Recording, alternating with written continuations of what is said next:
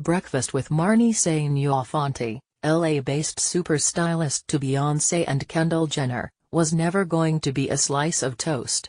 She emerges from the lift lobby in her smart Mayfair hotel, hugs me, finds us a corner table, takes off her sunglasses, hails a waitress and orders as follows: an almond milk cappuccino, a double shot espresso, a cup of ice, some turkey bacon, very, very burnt, please, a baguette with butter, mashed avocado on rye toast and fresh pineapple juice. When the drinks arrive, Fonte stirs 2 sugar cubes into the cappuccino, takes a sip and puts the cup down in its saucer, never to be touched again. A few moments later, she inquires after the double shot espresso, which turns out to have gone into the cappuccino when she wanted it on the side. The double shot appears, and Fonte pours it over the ice. Now she needs a straw. This arrives, along with the turkey bacon and the avocado toast, but the bacon isn't crisp enough, so it goes back. Fonte cuts the avocado toast into tiny pieces, pushes them around the plate, but doesn't eat any. The turkey bacon reappears, crispier, but still not crisp enough. That's okay, she says cheerfully. I don't really need to eat this stuff, I just need to smell it in the morning. She picks up a shard of the bacon in her pointed fingernails and waves it around like a cigarette for the rest of our conversation. By now, our table is almost collapsing under the piled-up plates, but the only thing Fonte consumes is the double-shot espresso, which she inhales through the straw in one gulp. That's the only part I really need, she explains. The cappuccino, that's only there to make me look like an adult. Fonte does breakfast the way she does everything, attention-grabbing, high-energy, ultra-perfectionist while flirting with crazy. That's her vibe, even at 7:45 a.m. After the visual spectacular of Beyoncé's Lemonade album, the arresting Black Panther imagery of last year's Super Bowl performance, a pregnancy reveal Instagram post that became global breaking news, Beyoncé is now not only significant as a music artist, but also one of the most powerful visual influencers in contemporary culture.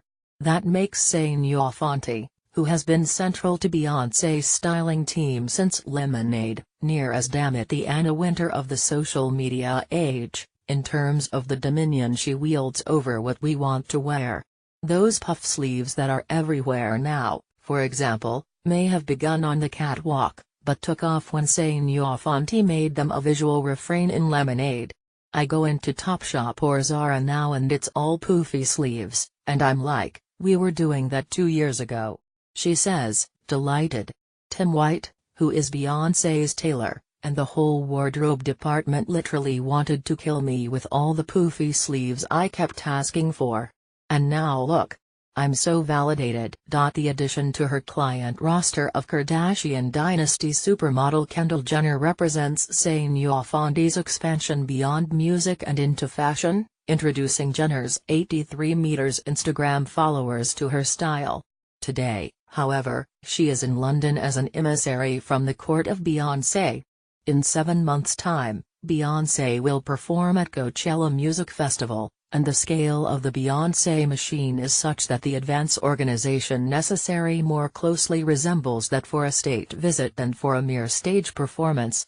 For the designers who dream of dressing Beyoncé, Fonte is her woman on earth. Her schedule while in London for meetings about Coachella, and Beyoncé's athleisure brand Ivy Park, is packed.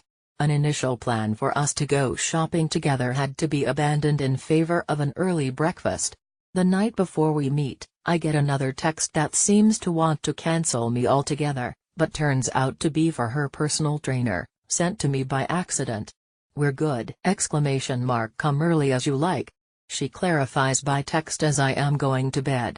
She is the same on WhatsApp as she is IRL, big on exclaimers, short on full stops. In the morning, the phone buzzes again with texts sent overnight, can't wait to see you. As a stylist to Beyoncé, and before her, Lauryn Hill and P. Diddy, among others, Fonte has had a long career already, but in music, not fashion. That's where I wanted to be, Because I always felt like music influences fashion more than the other way around. After decades when music was sort of looked down upon by the fashion elite, the emergence of sophisticated, multi-layered aesthetics such as the one saying "You're Fonty" has helped Beyoncé build has turned the tables. The world's voracious appetite for fashion content can no longer be satisfied by the politesse of the catwalk.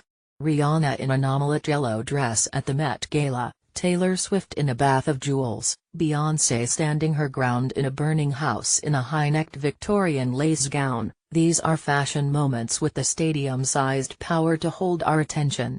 Saying "You're Fonty" doesn't just pick out Beyoncé's outfits, she helps craft